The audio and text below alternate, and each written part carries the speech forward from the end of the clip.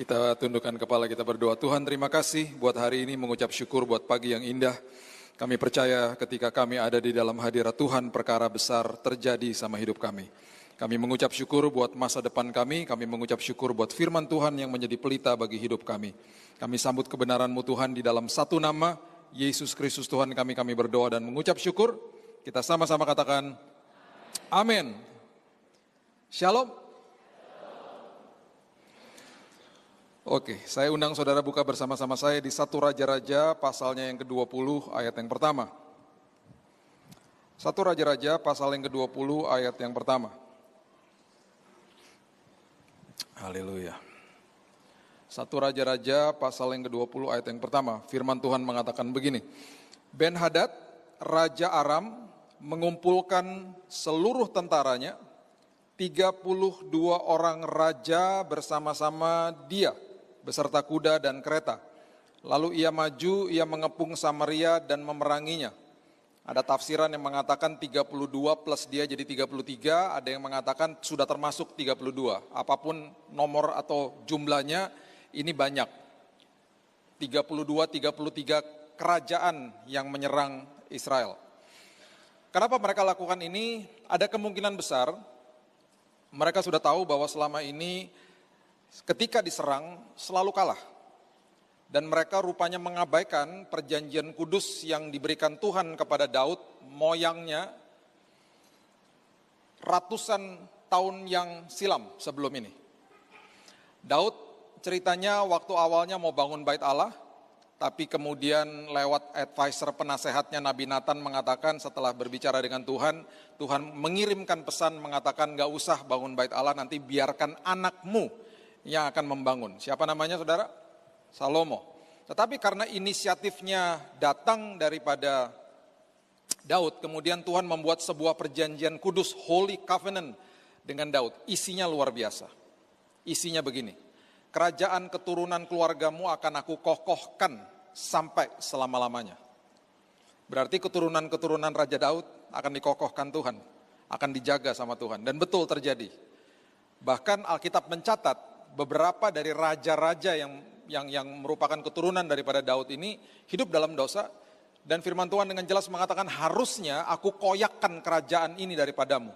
Tetapi karena moyangmu Daud, aku luputkan engkau. Itu firman Tuhan mengatakan berkali-kali, bahkan 300 tahun setelah Daudnya udah gak ada. Daudnya sudah meninggal. Ada bangsa Asyur yang mencoba menyerang Raja Hizkia dan kerajaannya yang merupakan keturunan Daud. 185.000 tentara Asyur ditumpas oleh malaikat Tuhan. Saya ulangi ya, 185.000 tentara Asyur belum sempat masuk ke dalam kerajaan, belum sempat menyerang, di perkemahan mereka di luar kerajaannya Raja Hizkia, malam hari Tuhan mengirimkan malaikatnya dan menumpas mereka. Karena selalu firman Tuhan mengatakan, karena moyangmu Daud. Dan rupanya ini akhirnya dibaca sama kerajaan-kerajaan ini dan mereka mengatakan bahwa kalau begitu kita serang aja, kalau cuma 1-2 kalah kita serang aja, kita kepung aja, 30 lebih kerajaan menyerang mereka. Bangsa Israel sampai hari ini, bangsa Israel yang ada di zaman modern ini adalah tetap keturunan Raja Daud. Kalau saudara pergi ke sana nggak sampai 5% percaya Yesus. Tapi negara itu ditakuti sama bangsa-bangsa. Karena apa? Ada perjanjian kudusnya Tuhan. Makanya saya kalau ajak jemaat ke sana saya selalu mengingatkan, ingat ya, ini negara kecil. Nanti bulan April kita berangkat lagi. Ini negara sangat kecil. Penduduknya hanya 0, sekian persen dari penduduk dunia. Tapi 20% bangsa Yahudi adalah pemenang Nobel. Kalau saudara pegang handphone saudara mungkin berpikir teknologi itu berasal dari Jepang, Korea, atau Cina. Tapi sebenarnya isi daripada handphone saudara semua yang menemukan bangsa Yahudi. Mereka nggak pernah gembar-gembor namanya mereka cuma makan royalti aja. Sangat pandai bangsa ini. Ada satu tour yang akan membawa saudara ke Tel Aviv, bukan ke holy sites, bukan ke tempat-tempat yang bersejarah yang seperti biasanya dikunjungi. Ada satu tur yang membawa saudara ke Tel Aviv untuk mempelajari inovasi-inovasi yang dilakukan oleh bangsa ini. Sampai sistem perbankan dunia dikontrol sama mereka. Sistem keamanan dunia dikontrol sama mereka. Sistem kedokteran pun dikontrol sama mereka. Karena ada perjanjian kudus itu. Bukan sekedar dikokohkan, semua tatanan dunia ini yang hampir semuanya yang menginovasi adalah bangsa Yahudi. Luar biasa. Jadi kalau Tuhan sudah buat janji, ini poin saya, kalau Tuhan sudah buat janji, itu tidak pernah gagal. Tidak pernah gagal dan tidak bisa digagalkan. Itu janji Tuhan. Makanya kalau sampai ada orang khawatir, berarti orang itu tidak ngerti janji Tuhan yang tertulis di dalam firman. Ada 7.000 lebih janji Tuhan di situ. Dan itu selalu sampai pada kesudahannya. Saudara, makanya ketika Yesus dicobai 3 kali dia mengutip, sudah tertulis, ada tertulis, it is written. Kemudian dia kutip firman Tuhan. Karena firman Tuhan yang saudara pegang bukan tulisan mati, itu hidup. Dan itu luar biasa, setiap hari hidup kita harus disaturasi sama firman. Harus membaca dan kemudian renungkan, makanya renungkan siang dan malam. Ya. Nah, kembali ke sini, 30 lebih menyerang, dan akhirnya mereka menyerang bangsa Israel di atas gunung. Dan mereka kalah, masih juga mencoba lagi. Ayat yang berikutnya mengatakan begini, ayat 23. 1 Raja-Raja 20 ayat 23. Pegawai-pegawai Raja Aram berkata kepadanya, Allah mereka ialah Allah gunung. Mereka kalah di gunung, udah dengan puluhan kerajaan mereka kalah di gunung. Itulah sebabnya mereka lebih kuat daripada kita.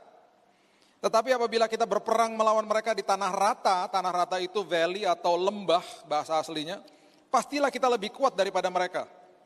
Dengan kata lain, kita kalah di gunung, sekarang kita coba di lembah. Sekali lagi janji Tuhan, kalau sudah betul-betul dihidupi, janji Tuhan itu isinya penuh dengan perlindungan daripada Tuhan. Ayat yang ke-28 mengatakan begini, Tuhan bicara lewat abdinya. 1 Raja-Raja 20 ayat 28. Maka tampillah abdi Allah dan berkata kepada Raja Israel, beginilah firman Tuhan, oleh karena orang Aram itu telah berkata, Tuhan ialah Allah gunung dan bukan Allah dataran atau Allah lembah.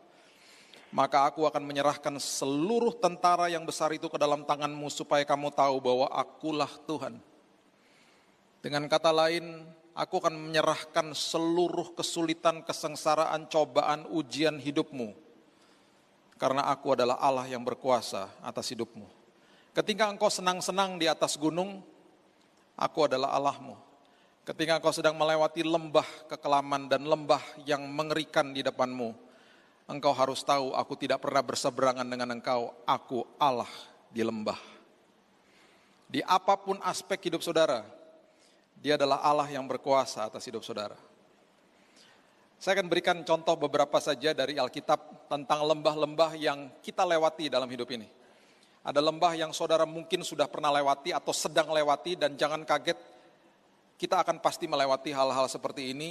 Karena selalu ujian dan cobaan itu, bahkan ujian itu dibiarkan terjadi supaya kita makin bertumbuh, makin dewasa di dalam Tuhan.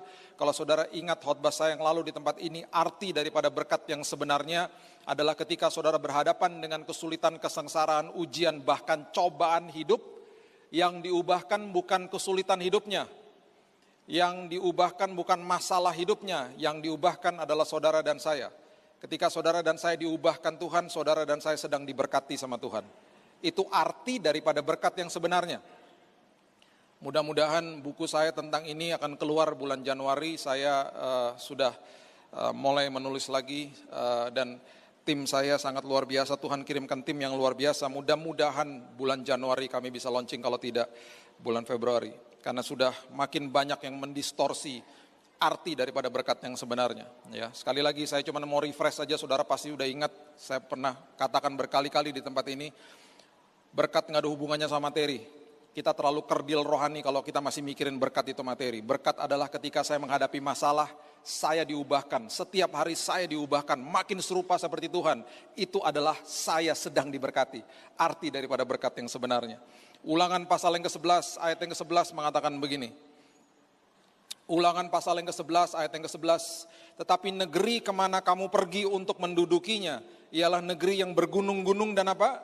Berlembah-lembah. Semua tanah perjanjian, semua apapun yang Tuhan akan bawa saudara, semua akan menjadi seperti ini. kondisinya akan seperti ini, bergunung-gunung dan berlembah-lembah, yang mendapat air sebanyak hujan yang turun dari langit.